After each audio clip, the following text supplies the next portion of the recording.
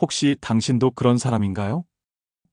누가 부탁하면 거절하지 못하고 힘들어도 티 한 번 못 내고 남들 챙기느라 정작 자신은 뒷전인 사람. 그런 당신의 진심을 세상은 과연 알아줄까요?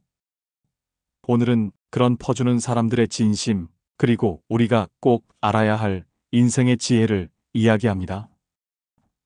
오늘은 잘해주는 사람이 왜 자주 외롭고 상처받는지, 그리고 그 마음 뒤에 숨겨진 진실에 대해 이야기해보려 합니다.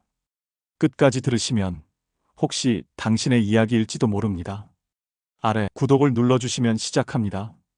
표면적으로는 잘해주는 사람, 퍼주는 사람처럼 보이지만 정작 가까이 지내다 보면 오히려 부담스럽고 피하고 싶은 사람이 되어버리는 경우가 있습니다. 그런 사람들의 무서운 본질을 하나씩 알려드리겠습니다.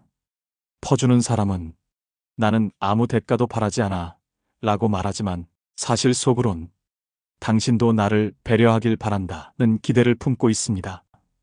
문제는 그 기대가 충족되지 않을 때 상처받았다며 피해자 코스프레를 하거나 내가 너한테 얼마나 잘해줬는데 라는 감정의 빚청구서를 꺼냅니다. 결국 그 사람의 퍼줌은 진심이 아니라 숨겨진 욕구의 거래일 수 있습니다. 처음엔 배려심 많고 다정한 사람처럼 보이지만 알고 보면 그 호의 뒤에 타인을 통제하려는 심리가 숨어 있을 때가 많습니다. 이 정도 해줬으면 너도 나한테 뭔가 해줘야지. 그런데도 이걸 거절한다고? 배은망덕하네. 이런 식으로 상대방에게 죄책감을 심어주고 자신의 호의를 무기처럼 쓰며 관계를 조작합니다.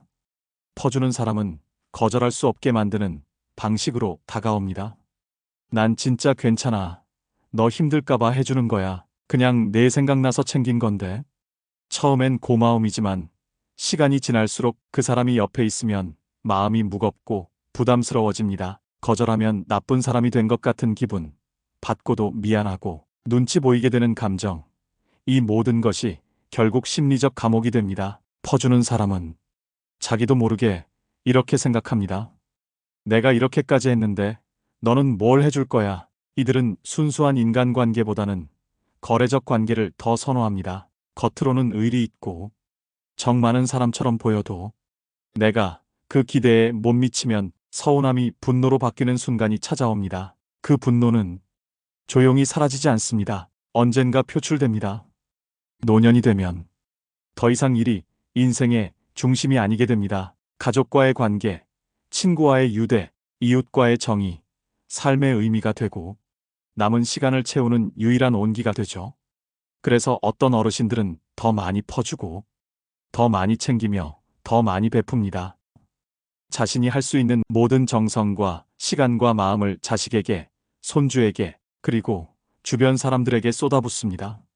하지만 그 깊은 마음 속에는 어쩌면 이런 생각이 조용히 숨겨져 있을지도 모릅니다. 내가 이렇게까지 했는데 나중에라도 이 아이들이 나를 챙겨주겠지. 나는 부모로서 할 만큼 다 했어. 그러니 그들도 알아서 나를 도와야지. 이 마음은 결코 이기심이 아닙니다. 그저 인생의 마지막 단계에서라도 존중받고 싶고 잊혀지지 않기를 바라는 바람이자 함께한 시간의 의미를 확인받고 싶은 마음입니다. 하지만 현실은 자식들은 바쁘다는 이유로 연락이 뜸해지고 명절에도 얼굴 보기 힘들며 그 많던 손주들도 이제는 고모부 얼굴조차 기억 못합니다. 그럴 때 어르신의 마음은 조용히 무너집니다. 내가 얼마나 뒷바라지했는데 내가 아플 땐 밤새 안고 병원까지 달려갔던 엄마야. 너 대학 갈 때 아빠가 회사 그만둘 뻔하면서까지 돈 마련했는데 이렇게 되돌려받지 못한 기억들이 서운함으로 그 서운함이 쌓이고 쌓여 어느 날 분노로 바뀌는 순간이 찾아옵니다. 표면적으로는 아무 말도 안 하십니다. 그래, 바쁘겠지 뭐. 요즘 젊은 애들이 다 그렇지. 말은 그렇게 하시지만 눈빛은 서늘해지고 마음은 점점 다쳐갑니다. 그 분노는 그냥 사라지지 않습니다. 자식들이 그걸 알게 되는 날은 대부분 너무 늦었을 때입니다. 어느 날 전화를 했는데 예전처럼 반가워하지 않으시고 그저 짧게 대답만 하시고 전화를 끊으시는 어머니. 한때 그렇게 다정했던 아버지가 괜찮다, 됐다, 필요 없다는 말만 되풀이할 때 그건 단지 기분 나쁜 게 아닙니다. 그분들의 기대가 무너졌다는 신호입니다. 투자의 회수가 없었음을 통보받은 순간이죠. 혹시 우리 부모님 혹은 마을 어르신 중에 말없이 베풀고 또 베풀기만 하시는 분이 계신가요? 그분들이 진짜 원하는 건 돈도 물건도 대단한 효도도 아닙니다. 단지 당신의 수고를 기억하고 있습니다. 그 한마디면 됩니다. 왜냐면 인생 후반의 퍼줌은 기대 없는 호의가 아니라 지워지지 않기를 바라는 존재의 신호이기 때문입니다. 남을 도와주는 나, 배려 깊은 나를 통해 자신의 존재 가치를 증명하려는 사람도 있습니다. 자기 내면의 공허함이나 외로움을 다른 사람을 도와주는 행위로 채우려는 것이죠. 이들은 칭찬받고 인정받는 걸 원합니다.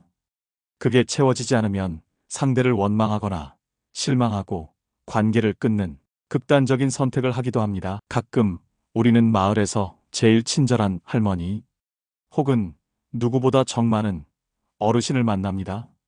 항상 웃고 계시고 손에 뭘 들고 다니며 동네 사람들 챙기고 누가 힘들다 하면 본인 일처럼 걱정하는 분들 말입니다. 하지만 그 따뜻한 미소 이면에는 아무도 눈치채지 못한 지독한 외로움과 공허함이 숨어 있기도 합니다. 이야기를 들어보면 내가 뭘 바라고 하는 건 아니야 라고 하시지만 사실은 마음 한구석에 누군가 내게 고마워해 줬으면, 누군가 내 존재를 알아봐 줬으면 하는 절박한 갈망이 있습니다. 젊었을 땐 가족을 위해 헌신했지만 자식들 다 커버리고 손주들도 자기 바쁘다며 연락 뜸해지면 그 허전한 마음을 어떻게든 메워야 하잖아요. 그때부터 시작됩니다. 동네 사람들 챙기기, 옆집 반찬 나눠주기, 경로당에서 다과 챙기고 누가 올까 기다리기. 어찌 보면 그건 좋은 사람이 되고 싶은 마음이 아니라 잊혀지기 싫은 무너지는 자존감을 붙잡기 위한 안간힘일 수도 있습니다. 그렇게 계속해서 잘해주는 사람 역할에 몰입하다 보면 어느새 나는 이렇게까지 했는데 왜 아무도 나를 알아주지 않지? 라는 서운함이 쌓이고 그게 원망으로 바뀌게 됩니다. 옆집은 내가 매번 김치까지 담가서 줬는데 한 번도 고맙다는 말 안 하더라니까.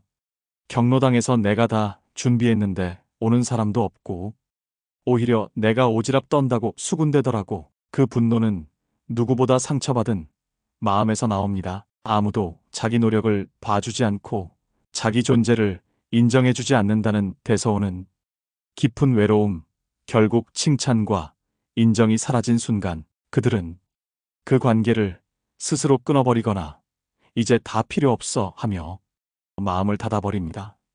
하지만 말이죠, 진짜 중요한 건 그 따뜻한 손길보다 그분들의 외로움을 알아주는 것입니다. 어머니, 오늘도 수고 많으셨어요. 할머니, 저번에 해주신 반찬 정말 맛있었어요. 그 한마디면 됩니다. 그분들의 좋은 사람 코스프레가 사실 내가 누군가에게 여전히 필요하다는 증명이기 때문입니다. 혹시 우리 주변에도 늘 다정하게 베푸는 어르신이 계신가요?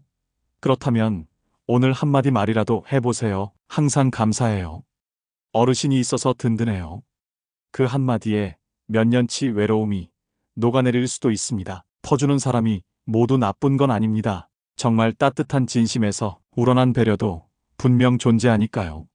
하지만 그 퍼줌이 상대에게 부담이 되고 감정의 빚이 되고 거절하기 어려운 무기가 되고 있다면 그건 선이 아니라 폭력입니다. 이런 생각을 해보세요. 나는 이 사람의 호의를 진심으로 받고 있는가? 아니면 죄책감 때문에 억지로 맞춰주고 있는가? 거절했을 때 마음이 편한가? 불편한가? 진짜 좋은 관계는 주고받음이 자연스럽고 편안한 관계입니다. 감정이 얽히지 않은 자유로운 호의는 사람을 살게 하지만 의도가 얽힌 퍼줌은 사람을 질식시킵니다. 오늘도 내일을 여는 지의 채널을 시청해주셔서 감사합니다.